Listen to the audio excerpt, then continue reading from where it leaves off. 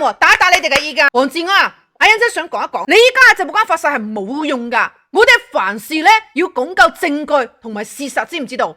嚟咁樣，你加我信嘅打個信字，唔信打個唔信。我嚟問你幾個問題。第一，李總屋企嘅小眼睛咧就影到你入咗房間，而且仲湊到個寶物。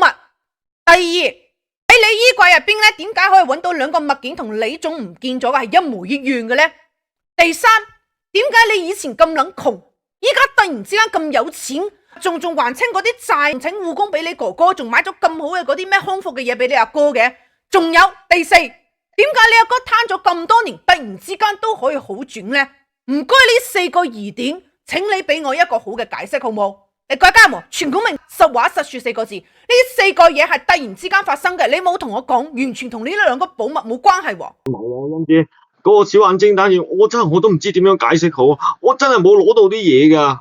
我嗰日係我的而且確我入過李叔屋企，咁但係嗰日係阿慧玲佢提前打電話俾我，話佢嗰日工咧，佢趕住翻工，嚟咗一份集團好重要嘅合同喺屋企，嗰份合同佢話好緊要噶，關乎集團嘅項目嘅，佢好緊急嘅，佢叫我幫手佢屋企攞下，咁然之後我就送佢翻去公司啦。咁我攞完合同我即刻走噶啦，我根本都冇掂過李叔個衣櫃，更加冇掂過佢保險櫃嘅，更加冇攞到咩黃玉萍同埋膚玉圖嘅。佢哋喺我屋企揾到嗰樣嘢，其實係我自己噶，真係唔係李叔屋企噶。咁雖然嗰兩樣嘢係一模一樣，但係只不過係同款同源，根本就係唔係同一件嚟噶。等等先，你話你董事長喺你出咗屋揾到嗰兩個物件，同你董事長唔見咗一模一樣，係你自己嘅，唔係你偷咗人哋嘅。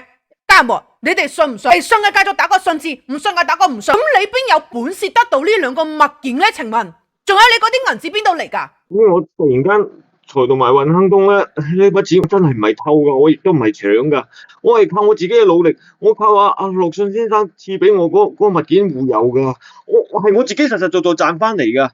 嗱，我平時做維修工，我接觸咗好多高端智能家居啊維修技術噶嘛，咁我跟住阿李叔。咁我又耳濡目染喎，加上我自己啦，我係好好學噶，我好中意學嘢噶。咁我利用業餘嘅時間，我研發咗一套高端別墅智能維護系統。咁我接咗大便好多周邊高端小區嗰啲私人維護單，咁仲有啲朋友同啲嘅朋友夾份做啲工程仔咁樣。我靠住自己雙手同埋技術，我半年我就揾咗成100萬啦。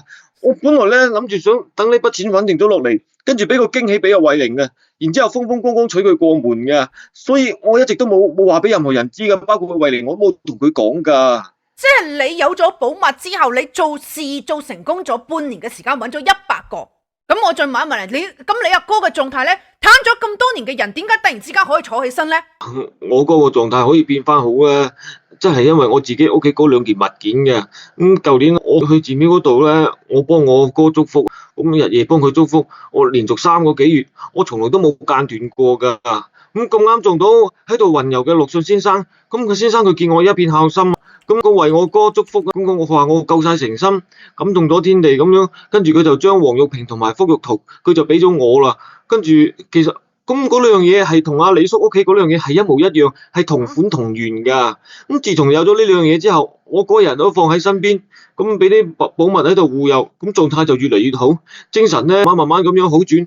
我亦都因為寶物嘅護佑，我心態咧就變好咗，我運同埋氣都變好咗，咁財同埋運亨通，咁我先至靠自己努力揾到啲銀紙噶咋，我真係冇攞李叔啲嘢噶，我真係無辜噶，我真係冤枉噶，欣姐你信我啦。嚟，喂，依家黃志安話呢兩個物件咧就唔係偷你爸爸嘅，佢講過呢啲說話，你信唔信？好企下啦，到家下佢仲喺度狡辯，仲喺度講大話。人哋樂賢先生係咩人啊？人哋雲遊四方，品德高尚，佢就係賜俾嗰啲行善大善之人嘅高人噶。我爸一世人咧行善積德，幫窮扶弱，先得到先生嘅贈與。你話佢會俾你吓？我爸就係靠咗2件寶物啦，身價越嚟越高噶。你話你都有2件寶物護你財同運亨通，你鬼咩？你一個維修工有咩可能半年就賺咗近100個？你今日喺度作古仔，你喺度狡辯。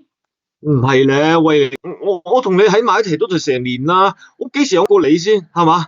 我爸阿媽都唔喺度，我得翻我哥一個親人，咁我呢一世人，我得翻個大老公啦，肯定要好咁照顧佢噶啦，我絕對唔會做埋晒啲丟架嘅嘢噶，我絕對唔唔會做啲對唔住李叔嘅事㗎。我求下你，你信我一次咁多，你信我一次啊！信你？我點信你？所有嘅證據都擺喺眼前，人哋小眼睛都影到你，而且咧嗰啲物件咧就喺衣櫃入邊，你嘅衣櫃入邊仲有，你突然之間有銀紙，你阿哥咧又突然之間好翻喎，所有嘅證據，所有嘅遺點，全部都指向你，我點信你？咁樣，嚟冷靜下嚟，各位家人嚟，全股明打冷靜兩個字。慧玲依家情緒好激動，嚟，所有家人全股明打冷靜兩個字。黃志安啊，欣姐依家想問一問你啊，你兩個